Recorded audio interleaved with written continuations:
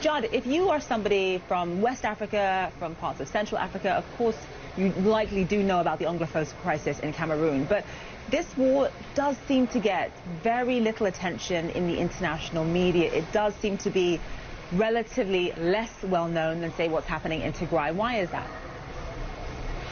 Well, I think that it's been neglected, and that's been a real tragedy. And the reasons are pretty self-explanatory. This is a very complex crisis in a medium-sized country, and it's been simmering since 2016, 2017. And so most of the international media, not your program, of course, doesn't spend a lot of time on Africa. And so they're focused on Ethiopia or the Sahel or Nigeria. These are easier to convey to international communities what the stakes are. But Cameroon ends up getting short shrift. I would note that the international community, diplomats, the U.S. Congress, Africans are engaged on this topic and on this crisis, but they're not having much effect. So what can the regional community, obviously France and Cameroon have a good working relationship as well, what can the regional community actually do to create some kind of resolution, to work towards some kind of ceasefire?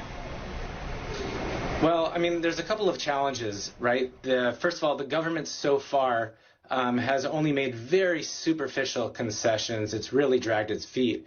And on the side of the Anglophones, well, it's very divided, very fragmented. You've got elements that are for peace, just the cessation of conflict. You've got elements that want a new federal or confederal arrangement, and then you've got the secessionists, and some of them can be very hardline, very violent, attacking civilians, attacking each other, and so this has been difficult because who do you negotiate? I think the international community, though, and we've seen the Swiss do this a little bit, can bring these sides together to set up some agreed upon standards and agreed upon benchmarks for moving towards peace, but we're going to have to see a more robust and higher level engagement if we want to move forward.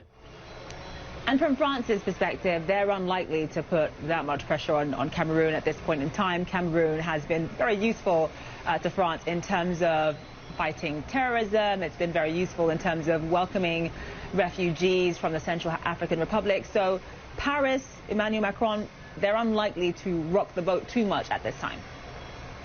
Yeah, you nailed it, right? Cameroon's an incredibly important counterterrorism partner for French. It's also important for the Central African Republic.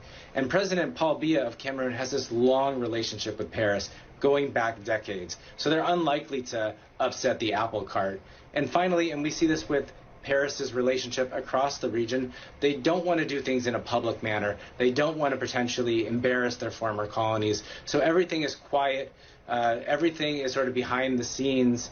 And it's not to say they haven't condemned some of the human rights abuses or called for dialogue, but it has been very muted in general, given what the problems are.